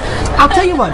Now that the cards are shuffled, and now that we got everything kind of cleared up here, would you mind, can you give him one more shuffle for me? If you would give him a nice little mix. And, I don't know, do you have a favorite card by any chance? Queen of Spades. It's a very good card, so go ahead, you shuffle those up. At this point, do you know where that Queen of Spades can be in the deck? Okay, so look, very fair. I'm not going to change the position of anything. All we do is we go through here, and we find that Queen of Spades, and we'll take it out for you. Here, let's see. Maybe it's not even in there. Okay, there it is. Perfect. What made you name the Ace of Spades? Just because it really was your favorite card? That one? Yeah. Oh, I play a lot of hearts, and it's a bad card. Okay, so then normally you wouldn't want it unless you were going to keep it till the end, right? Okay, fair enough. Unless you want to dump it on somebody else. Yeah, well then in that case, tell you what, you can give it back to me. Okay. You can slide that queen anywhere in the deck you like. Just slide it in there for me. If you want. Upside down or right side up? Let's do it face up. Let's do it face up so then I'll see where it goes, okay? Perfect, just like this. Excellent, excellent. Now here's the idea. Think about what just happened, right? You shuffle the cards, right? You name any card you wanted to. Nothing was changed. All we do is we push the queen all the way and we wait just a little while. And I don't know if it'll happen, but look, there's a queen of diamonds. There's a queen of hearts. There's the queen of clubs. And there's that queen of spades. Perfect. Thank you, guys. Appreciate it. Good, good, good. Thank you. Thank you so much. Now, my favorite thing to do is this, and this is kind of a little strange. Who here hasn't touched the card? You've touched the, well, each one of you touched one card. That's right. So I don't know if this is going to work perfectly, but we'll try it in kind of a strange way. Would you mind, can you grab a card, any one you like, you take it out, and show it around to everyone. I won't look, make sure you guys got it. Is that fair? I'm going to turn around. Okay, go drop it back in for me if you would. And how do you normally shuffle the cards? Like, do you usually give them like the usual, like... I shuffle and bridge. And the bridge. Yes. Should I let her shuffle? I don't know, that's up to you. Okay. You want to pick them up off the floor? Okay. Hey, I already did it, so you know, if we do it a second time, that's okay. Okay, go ahead, you take them, give them a little mix, give them a little shuffle. Now I'm not going to be able to do it. Listen, gotcha. That's tough, I know, these things throw me off too. Alright, so we got a mix. Beautiful, that was perfect, thank you. So here's the idea, I want you guys to look for the card, okay? I don't want you to say anything, I'm going to try to kind of gauge, sometimes a lot of people go, oh, that's the card, you know, they give it away. Hopefully you won't do that, and when I see it, I'm going to try to kind of stop at it, okay? And I have a feeling, I'm narrowing it down to a couple. I'm narrowing it down, I want to say it's one of 26. Which apparently is not impressive at all to you guys at all. Okay, I see how it is. When you shuffled, I know you shuffled like this, and then you gave it like an ultimate, like a little riffle shuffle with a bridge. That makes it a little more difficult for me, I'll be honest with you. But I'm going to try to do this. I'm going to try to unshuffle the cards. Okay? This looks something like this. I'm going to show you. If I take the cards, this is the shuffle. This is the unshuffle. Like that. Okay? Now, I don't know if it worked perfectly, right? But if it did, what I've been able to do is to unshuffle the deck into 26 red cards. And perfectly into 26 black cards. And that's what I mean by 26. I've been able to narrow it down to one of these. So here's what I'll do. That's amazing. Thank you. Thank you so much. I appreciate that. Well, let's take it a step further. I'll tell you. I'll gather up the black cards. I'll leave them right here for now. I'll gather up the red cards right here. Okay? And I'll take out your card, the 3, right? The spade? I'll slide it right inside here. Now look, believe it or not, the card has vanished from over here, and to make it easier for you to see, has reappeared right over there. Thank you guys so much. I appreciate that. Thank you guys. Thank you so much. This has to be one of my favorite effects in all of card magic. Ever since I combined using the Cull to have the Triumph effect, this trick has become a signature piece of mine that I've used to fool hundreds of magicians all over the world. I love the faces, especially before anyone knew that I could do the Cull, that they had no clue what happened because it's such a powerful effect. And so if a magician can get fooled by it, you can imagine how an unsuspecting audience can be completely blown away by it. Now I'll share with you not just the basic technique, but the little details that make it such a great performance piece. We'll begin by having a card selected. You can have it out. When they put it back, remember you can call it a different card. Then when they put it back, call that one out. And when you look at it, you peek at it, and now you know what it is. You can force it. You can do whatever it is that you want. But as long as you know the card, we'll use the Ace of Diamonds. That's all that matters. Now we'll have the spectator shuffle the cards. They can shuffle them any way they want. You kind of watch. You can make comments about it. And now ask them to turn half the deck face up and half the deck face down and shuffle them into each other. Now there's a lot of good byplay here. You know, and depending on what kind of an effect you want to have on your audience, you can do different things. For example, you can literally describe to them what they're supposed to do and why they're doing it. You can tell them a story about how one night a drunk guy took your cards, turned them face up, face down, and then shuffled them. Or you can create a very awkward moment in a way, a very tension-filled moment, by asking the spectator to shuffle the cards half face up and half face down. And as you see them doing it, as they're shuffling, you kind of start looking away, but in the corner of your eye you notice they're about to push them in, and at that point you turn around and go, just don't push them in. Oh, too late. And it's great because the look on their faces and on their friends is just like, oh, what just happened? It really brings them right to the moment, makes them aware. Now, do this only if you feel comfortable really being there with your audience and really playing around with them, and your acting has to be strong enough to make them believe that. So, once the cards are shuffled, half face up and half face down, all you know is the card is the ace of diamonds. You can ask them to throw the cards on the floor, shuffle them face up, face down, do whatever you want. In fact, if there is a table, I recommend just doing that. Let them all fall. If people's hands are empty, then you can give certain people certain cards and they can shuffle them more face up, less face down. The more they get involved, the better. Now when you take back the cards, all you have to do is look through for a second and notice whether the card is face up. If you don't see the cards face up, turn it over. And now you can double check, but you know it's there. The only thing I recommend doing is cutting the deck. So there's two things. Number one, it brings a top face down card to the top, because that's important for the visual aspect. And it brings their selection, the ace of diamonds, somewhere in the middle or the lower half. You don't want them to see it right away. Now, you do this just kind of commenting. You say, oh, look, do you still remember your card? Oh, good, you do. Okay, well, somewhere in here, don't tell me which one it is. And now, of course, depending who you're performing for, you're going to do something different. For example, if I'm performing in front of the crowd, in a stand-up situation, I'm going to turn this way. If I'm performing close-up, then they can look at the cards this way. Depends where you are. So I'll turn this way so you can see, and I'll start spreading through the cards, and I'll start calling every single face-down card. And I'll say this, the beautiful thing is this, I say, look for your card. Don't tell me which one it is. I think I know what it is. It's kind of a sixth sense thing, and I'm just talking non-stop. I'm talking a mile in a minute, spreading through the cards. And the great thing is that between listening to me and looking for their card, they're not going to notice that anything strange is going on. Now when I get to that ace of diamonds, I call out that ace of diamonds, and I continue calling out every single face-down card. When I get to the end, the situation that I'm in is I'll have one or two cards on top face down, followed by half the deck face up. Notice that the last card is in-jogged. I did that as I closed the spread. I in-jogged that last card, and then you have all the face down cards and their selection. Now at this point, a very good trick can be ruined with a very bad half pass. So, instead of trying to make it a very secretive move and trying to half pass the deck, what I've done is made this into an action, into an open action half pass. It looks something like this. You pick up on the in-jog, and the first thing you do, you pull up with your thumb, is to get rid of these cards. So you thumb off the one or two cards that are face down. Now I turn my hand over. So I turn my wrist, I show here, and as the hands come together, I'm going to literally just let this packet fall over. So as the hands are here, the packet falls over and the cards are squared up. It happens in less than a second. It's not a hidden action, it's really an open action. And in real time, it looks like this. That's it. There's nothing to see there. Now all that's left is for you to snap your fingers and spread through and to show them that every card is face up except for their one card.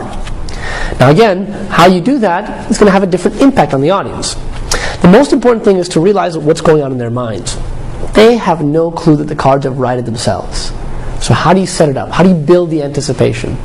I like to kind of break their state for a moment, and I ask a whole different question. I say, hey, you ever cook with oil and water? You ever try mixing them together? This is out of nowhere. They kind of look up strangely confused. And I explain to them, what happens. If you let them sit there, they start to separate. Well, the cards are kind of the same way. If you let them sit there, they start to separate. And notice, I time the word separate as I do this first spread. It usually takes them 2-3 seconds to realize what has happened. Now they go, no way.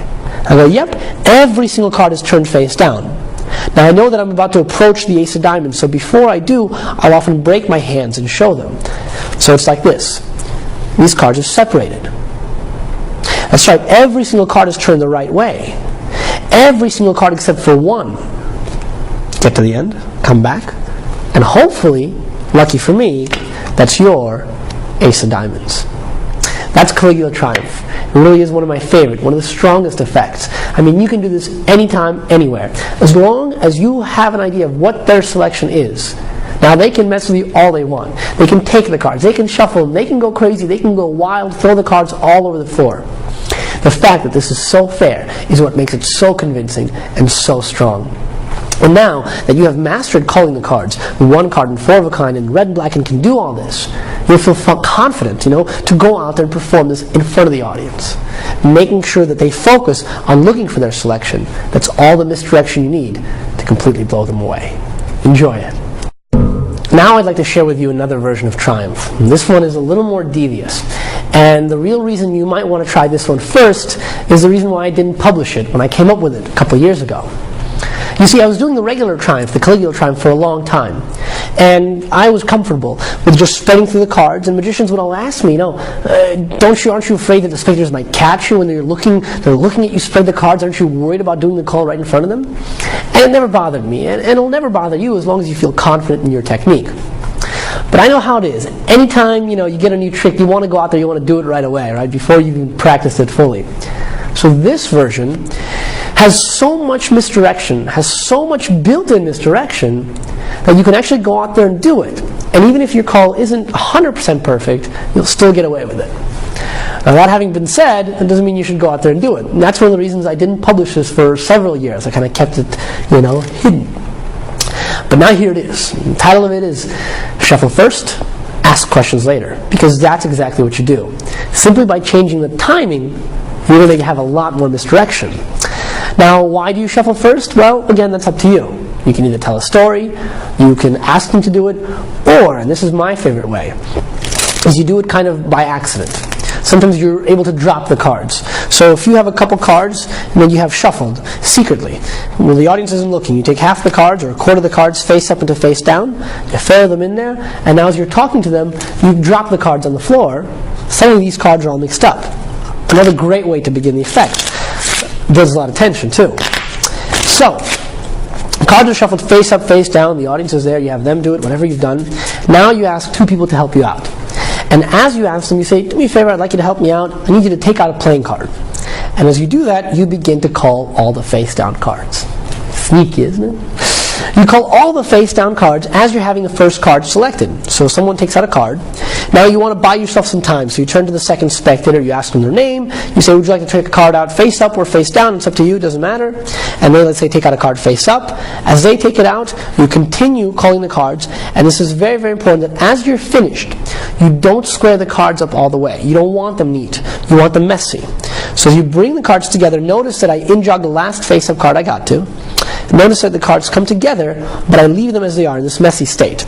Now the two selections are in their hands, and the deck of cards is just like this. If you squeeze, then the cards will not square up. Now you ask for the first card back, and you ask them, you say, do you want to put your card back in face up or face down? If they say face down, you slide it in the upper portion. If they say face up, you slide it in the lower section. Doesn't matter what they say. Put it in. Now you take back the other one, and you don't even have to say a word. You want to get them to put it in the other way, and they'll usually do it. So you can say, and you want to put yours in. We'll finish the sentence for you. They'll go, yeah, the other way. They feel like they're making this more difficult for you, so it's perfect. So now you place that in, and I like to put it all the way here. Creates more of a visual mess. So now I say, look, I know it's a big mess. I don't want you to worry about it. I just want you to remember the 8 of diamonds and the 10 of diamonds. The 8 of diamonds and the 10, that's the only thing you have to remember. It's so convincing. It's so great. Now, you just slowly square up all the cards. And you relax. Because relaxing is the most important thing. You're about to do the action half pass again. You're about to do something a little sneaky in an open way. But you want to break the moment. Right now the focus is here.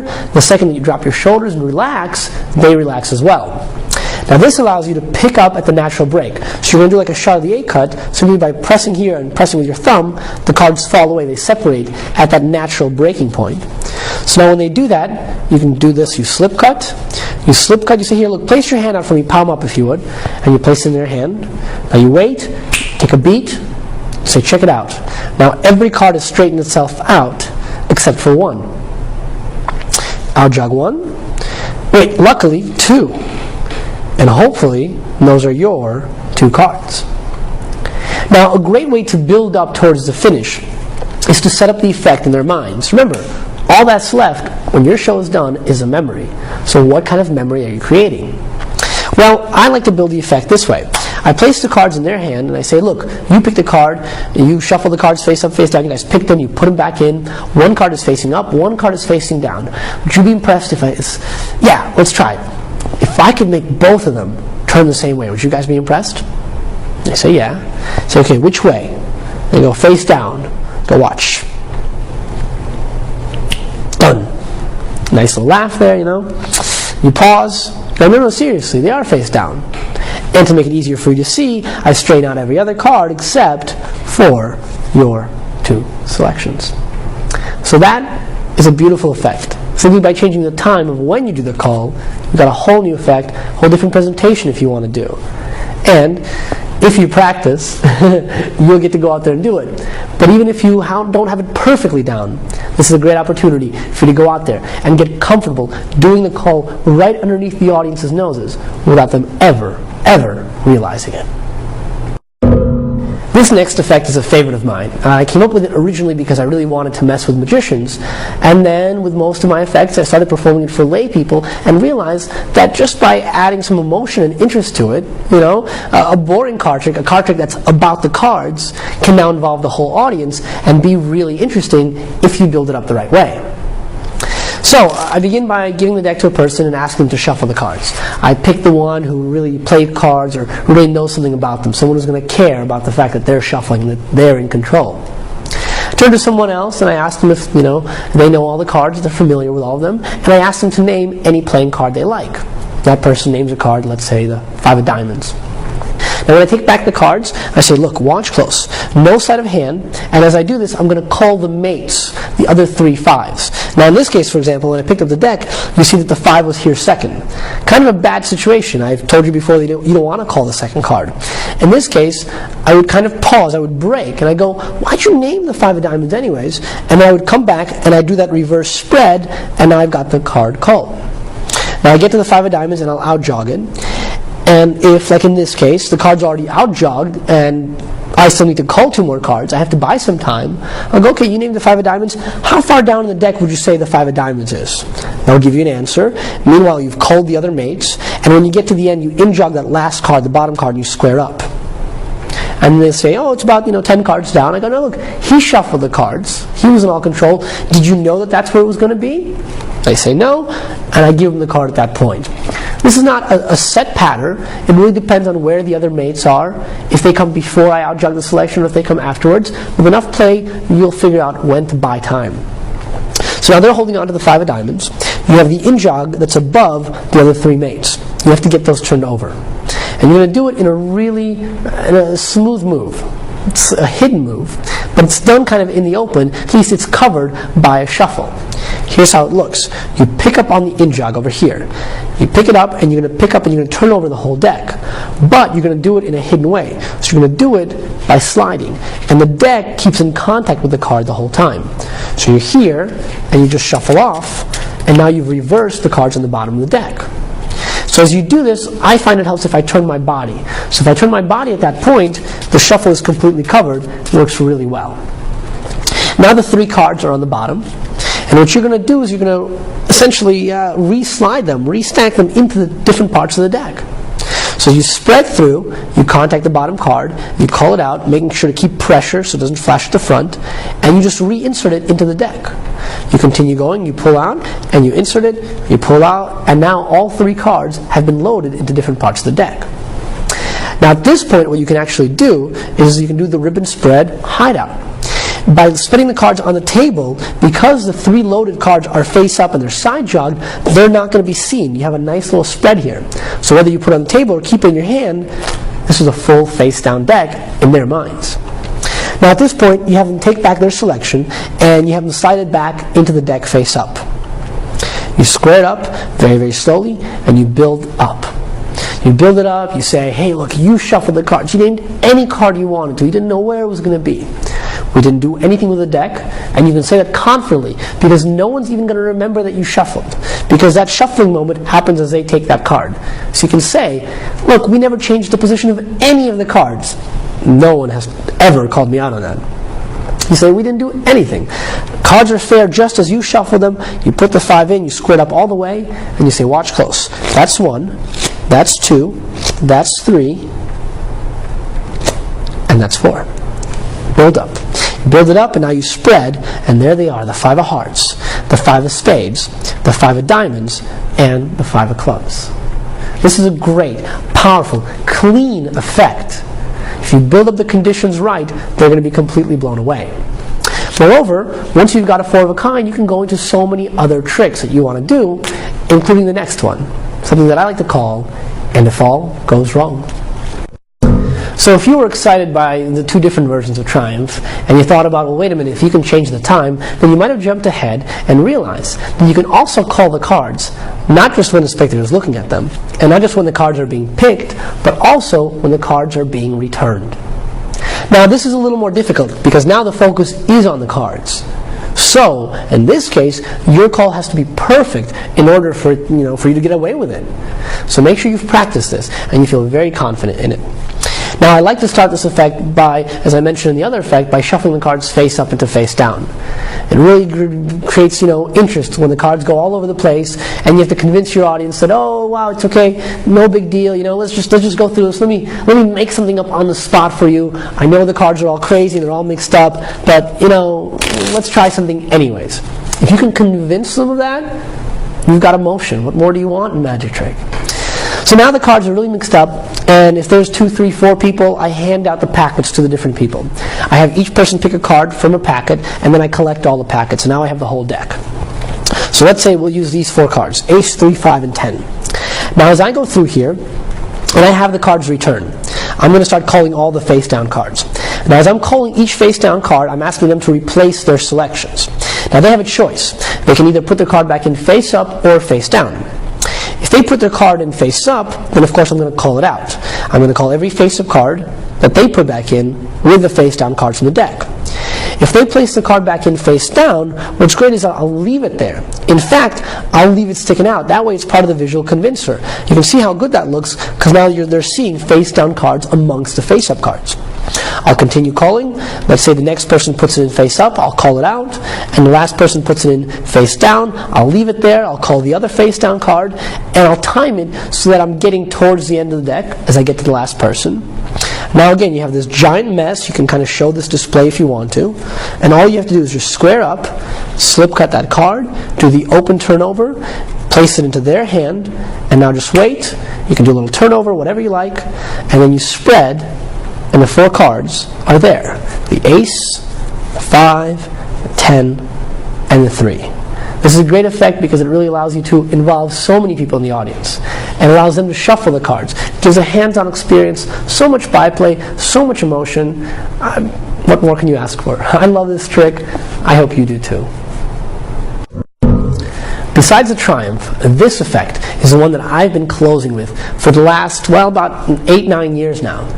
In fact, I used to do this effect before I ever learned the Cull. I used to use Leonard Green's angle separation to separate the red cards and the black cards from each other. I learned this trick, kind of a variation of this trick, from a guy named Kevin Beatty. I worked with him in a little magic shop in Orlando. And every Saturday night I would gather the tourists around and I would do this trick. So eventually when I developed the Cull, I applied it to this effect. And it's a complete showstopper. It's so possible, it's so beautiful. Hope you treat it well. Card is selected, you can force it, you can peek at it, do whatever you want. All you have to do is know the identity of the card. Again, you know what it is that I like. I like being, hands off. I like for everything to be fair. So I give the deck to the audience, they shuffle, and they go crazy. Now, presentation. I turn to the person who picked the card, and I make sure that they've only picked one card. And I say, hey, I'm not going to share this with you guys normally, but I want to tell you how I do this. So look, you took one card, right? You touched one card and one card only, and you, sir, you've been shuffling the rest of the deck. So that means, while you've been touching all the cards, you have your fingerprints on one card only. It's true. Which hand did you use to take the card? Now they put it up, I look at their fingerprints, I press, I go, okay, that's it, I got it. All I need is your fingerprint, and now I just need to look for the card. Now let's say their card is the 7 of clubs. What I'll do sometimes when I go through here, I'll look at it and I'll make sure if I need to, I'll cut that card towards the bottom. Because again, I want the misdirection, I want their focus to be on looking for their card while I'm spreading through the cards and culling them. Now it doesn't matter whether I cull black cards or red cards. In fact, I like to leave their card in their spread. So, in this case, I will cull black cards and I'll leave the 7 of clubs in place. Or, I will call the red cards and the 7 of clubs. So here's how it looks. I start calling the cards, I'm calling all the black cards, and I say, okay, just look for your card. I have a feeling, let's see, no, those are someone else's fingerprints. Okay, that's not it. I know it's not the king. The moment that I see it, I'm going to stop at it. And notice that I leave the 7 of clubs behind. I continue, I call every face-down card. Go, okay, I think, yep, and as I get towards the end, I say, I think I've narrowed it down to about 26 cards. It's a good laugh. I go, okay, you guys are not impressed. Now what I'll do is I'll pick up at the in-jog. I always in-jog the last card, so that's the separation between the two halves. I'll pick it up, I'll slip cut this card. I'll turn to the person who shuffled, and I'll go, hey, when you shuffled, did you shuffle like this? And it doesn't matter how I shuffle because I'm only shuffling all the red cards. So they're all mixed up. The deck is still all black and still all red with their selection somewhere in the middle. Sometimes I'll follow it up with a overhand, with a false riffle shuffle. I'll go, do you shuffle like that? Or do you give it one of those, like a little bridge shuffle? Oh, you get one of those too? Oh, that's terrible. That spreads the ink. That makes it way too difficult. That's okay. I have an extra plan. I have a backup plan. Here's what I do. Now I spread the cards, and sometimes if there's people around me, I try to step back a little bit so they can't see what I'm doing. I'll spread out, and I'll separate at that halfway point. So I'll separate the cards, and I say, look what I can do. Instead of shuffling the cards, I'm going to unshuffle. And unshuffling looks something like this. And now I just let the cards fall away. And with the table, it looks really nice. But here, it'll just be like this. If I don't have a table, I'll go watch. Right. Perfect. There. Now I've unshuffled the cards. Now if I've unshuffled them perfectly, what it means is this. And here's the way I do it, even without a table. I would take and I would turn the red cards first. And I would fan them towards me. I would give them a nice little fan. And you'll notice that when the 7 of clubs is there, I have to cover it up. So I pick up on the card next to it, and I just slide that over. Sometimes the whole packet will move. Sometimes just the one card will move. But now I've got it covered up. But I act as if I'm spreading out all the cards. I go, yeah, perfect. Look, I've unshuffled into 26 red cards. And now I'll turn this packet over, and one-handed, I'll do a fan, I'll go in 26 black cards. Now obviously this is a lot easier to do if you have a table, because you can put one half down, pick up one half, do it, set it back on the table, pick up the other half and do it. The reason I pick up the opposite color half first, where their selection is because in a moment they're going to be looking for their selection in the black pile, and I don't want to give them too much time to do that. So I cover this up and I set it down on the table, and then I spread the black ones, and they don't really have time to look at it and see if their card is still there. So now I say, sir, please, you hang on to those. I'd like you to hang on to those. Now, I told you I narrowed it down to 26. I'm pretty sure it's one of the 26 black cards, isn't it? Yeah. So I'm going to take out your card invisibly. So now while they're holding on to this, I mime the action of taking their card out. The 7 of clubs. Excellent. Bonus climax. You get that for free. Now you slide that in there. You go, and your card has vanished from over here.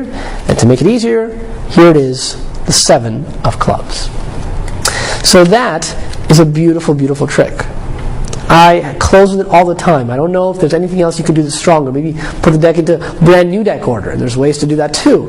But here, you have the black cards, you have the red cards. It's an absolutely impossible effect. You leave them with that, you leave them with a clear memory. And you also have a great opportunity to practice the cull right in front of them without anyone ever suspecting a thing. Have fun with this one. Really enjoy it.